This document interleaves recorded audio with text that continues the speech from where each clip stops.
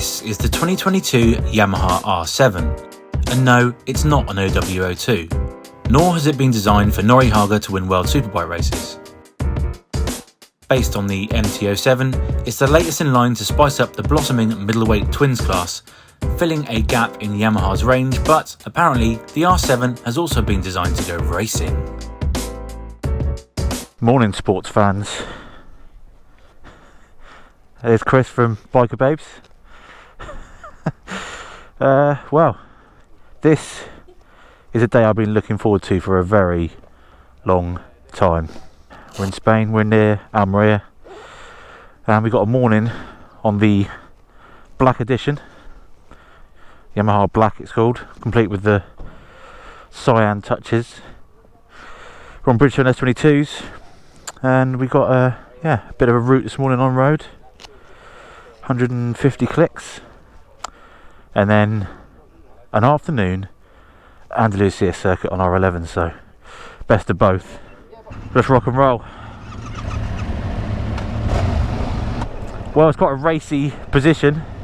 In fact, if it wasn't for the sound, which is very quiet, you could well be mistaken for being an R6. I think we need to get the elephant in the room out of the way.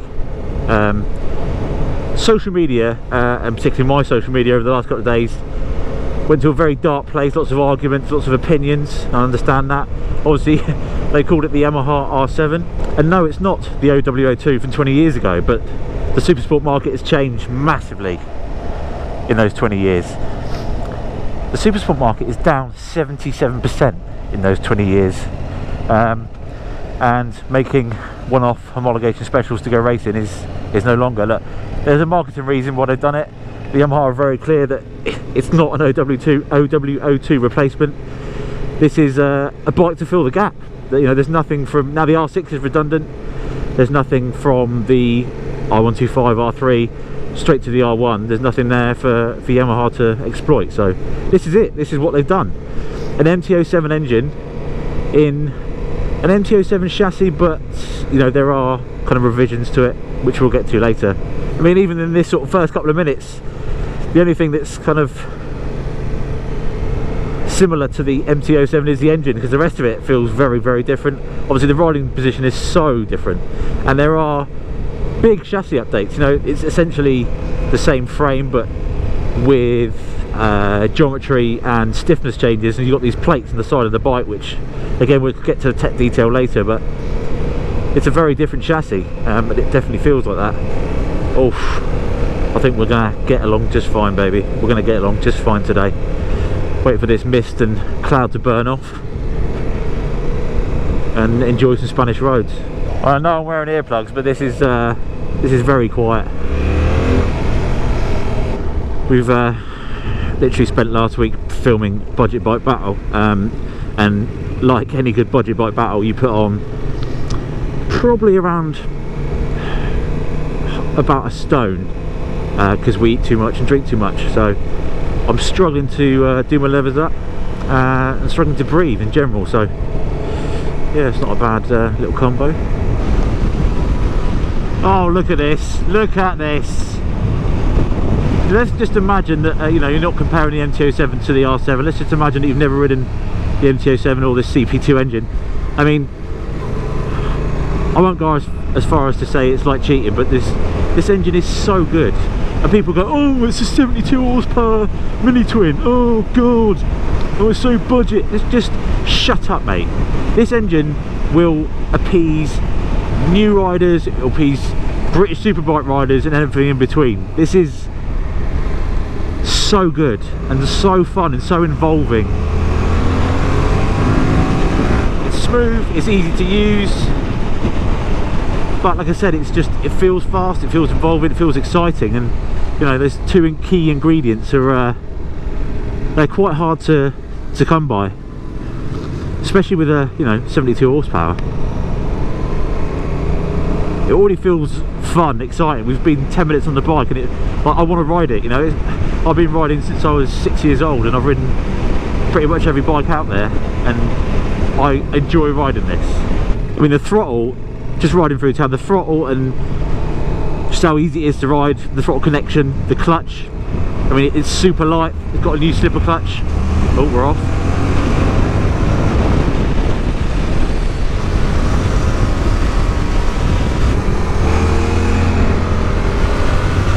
Oh yes. I mean, it feels really composed. I've got to say, I mean, the suspension feels a little bit soft for my liking, but it's really compliant. Like I said, really composed, but man, it's got some agility. It feels much lighter than its 174 kilos dry, 188 kilos wet. Carboner. I think the biggest thing for me so far is I know how good this engine is, and you know, I wasn't expecting anything different in this R7, but the chassis really doesn't feel like it's an MT-07, an adapted MT-07. It feels very, I mean, the pegs are a little high. That's my only kind of moan at the moment. They are super high, which I'm sure will be great on track, but the suspension, that feels premium. Doesn't feel like a budget happy shopper. It copes with bumps do pretty well. Like I said, it's composed is the key word here. Oh mummy. And the thing with this engine is, you know, the spread of power, it's not like your archetypal kind of V-twin or parallel twin where, you know, you have to sort of fight for gears and gear selection and being fussy. I mean, some of these corners you can run second, third or fourth and still get away with it. And of course, talking of that throttle control, you don't have TC, there's no anti-wheelie, so there's nothing to, no buttons to press, nothing to feff around with. And really, look, I get that some people might be put off with the no TC thing, but you don't need it at this bike. You really don't.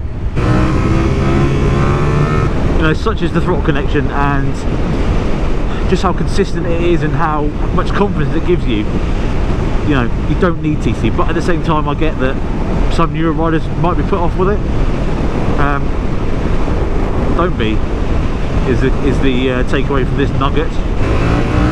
Now, taking your willy waving hat off for a minute and your penis extensions, I think this and bikes like the Aprilia RS660 are, you know, the most fun you could have on a road bike, on a super sport bike on the road. You know, with cameras and police and everything else and laws. I think another reason why the super sport market has been affected is because you can't do 180 mile an hour on the road. What's he beeping for?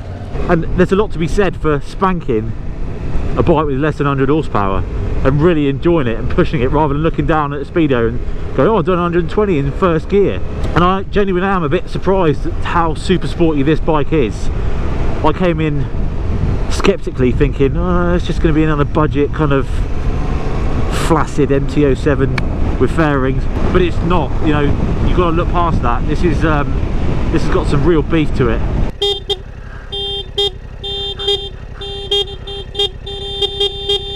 The brakes are, to be fair, they're pretty good. Of course, Yamaha, I think that's their hamstring really, is brakes. Oh no, this is pretty sexy, Nige.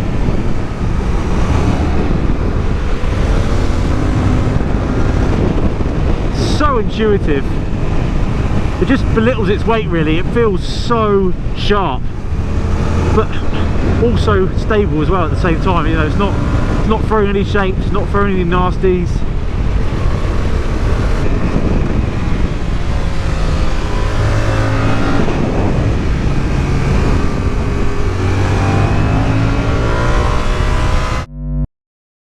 If you're after a nice, comfy, everyday roadster, don't expect the R7 to deliver in that sense.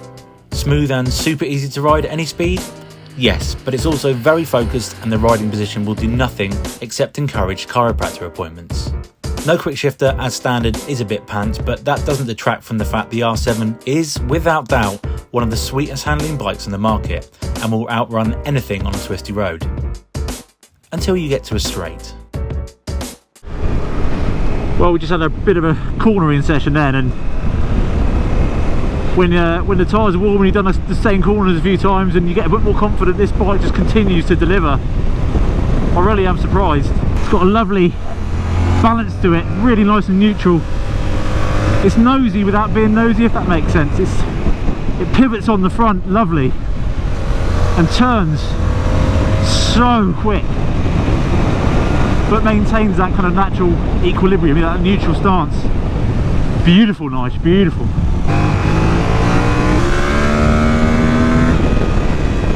Yeah, it definitely makes more sense to shift a bit earlier rather than going redline hunting.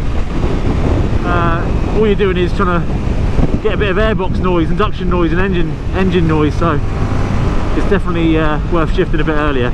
And given the power and the mid-range and the instant hit you get lower down, it's you're not like exactly missing much. I mean, other than the high pegs and the aggressive sporty riding position that you'd expect from a super sport bike, it definitely needs some more rebound on the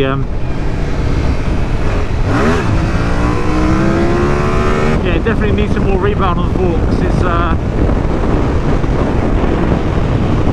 as soon as you hit the brakes hard and you're riding hard, it's only if you're riding hard though, then they do come up quickly again, which kind of ruins the corner entry. But this stuff being fussy, well, the Super Twins class, I think for me, is one of the most progressive and exciting classes currently going, and we're about to ride the R7 on track. And of course, Super Twins are very different to standard bikes, but the Mini Twins are good as well, proper racing that. And obviously with the 700 rule kicking in, yeah, I think the R7 is good to go. So here we are at Almeria / Andalusia. Oh, it's getting on. I think given its performance on the road, I can't see it being shit on track, especially with some R11s on. Rev to your heart. That certainly revs my heart. 60th anniversary colours will cost you another £300, so it's 8,500. Absolutely beautiful. And this, Yamaha are really teasing us with this. This is the full fat GYTR fully kitted version, and all these parts you can buy. So everything from brakes, suspension, shocks, screens, fairings, kit ECU, exhaust, everything on this bike is available to buy. So it's they're just teasing us. I just asked if we can ride it, they went no, which is a real shame.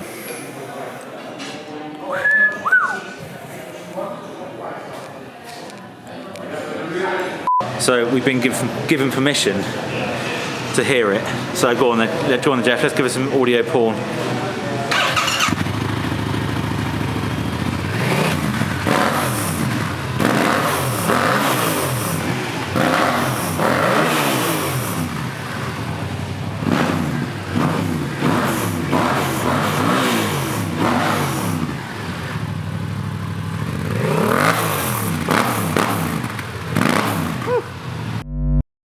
It's the blue bike. It's blue bike time. Fagan. So we've got some R11s. Probably, no, in fact, definitely the best treaded tyre, front tyre out there. Let's go. So we're following Bob. That's Bob. To get an idea of where the track goes. So the only difference is they've put a racier setup, just clickers with suspension. And we've got a quick shifter. This is where it feels a bit boring.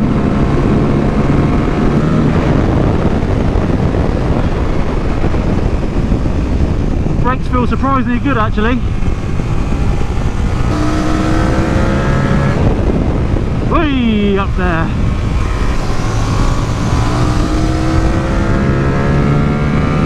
I cannot tell you how good this feels in a corner.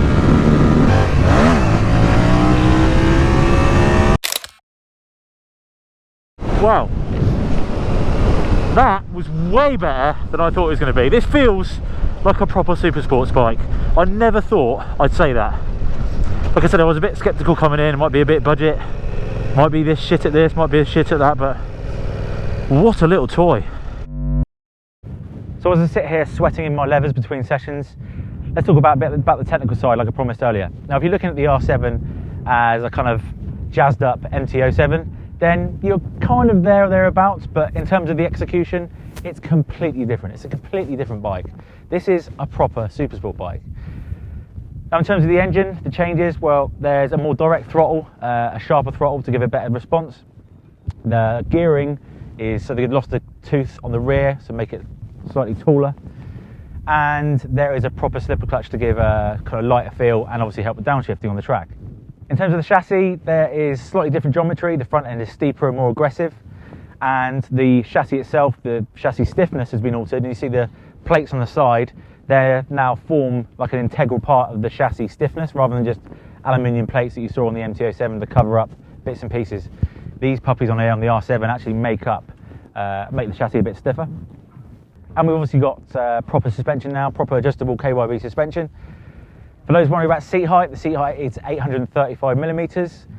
And in terms of styling, I mean, look, you make your mind up. It's obviously not an OW02, and it never will be. And Yamaha has said it's never designed to be, but the aero alone gives 8% more top speed over the MT-07.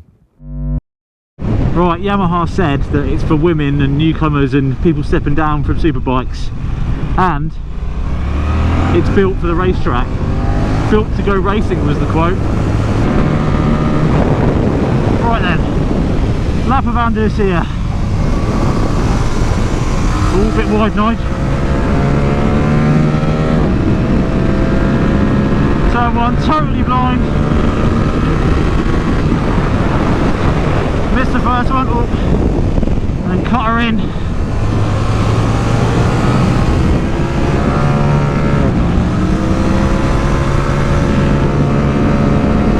Another blind one, a bit rumpy, feels good over here though. On the curb on the exit, blind braking flow, and hit the anchors.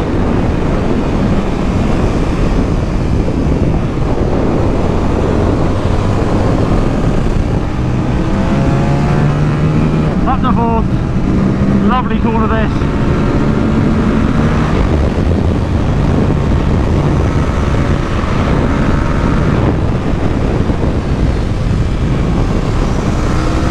All the way to the curbs again, horrible little bump.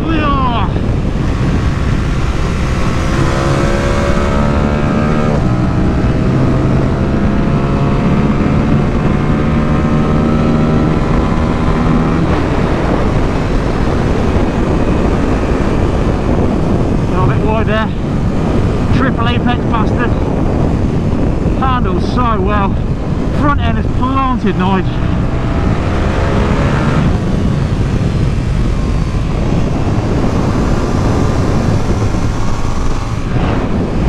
Oh, flip flop, and then the main straight.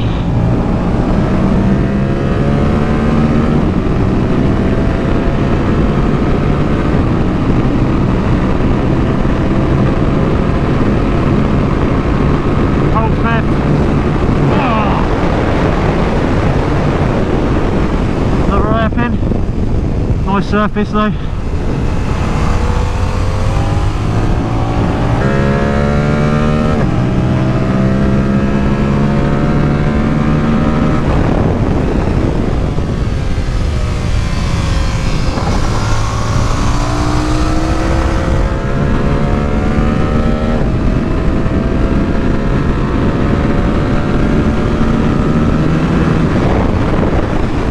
I cannot tell you how blooming sexy this feels on the side of the tyre.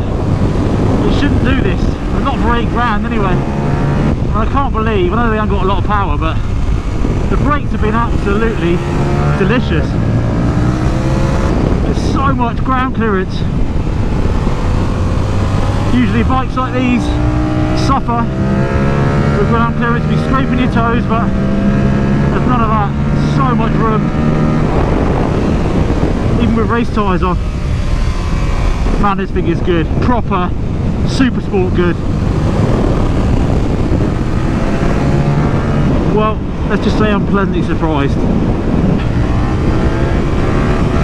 Look, it's nothing groundbreaking, but it is a piece of genius pie from Yamaha, because this is rocking. There's just one thing that's slightly doing my nut in. That's this little nugget here. I'm sure the MT-07 brief didn't include making a supersport bike a few years later and thinking about fairings, but nonetheless, it's just a little bit cheap, and the exhaust is a little bit of I think that's the only real area that you go, this is a bit budget Nige. But the rest of it, wow.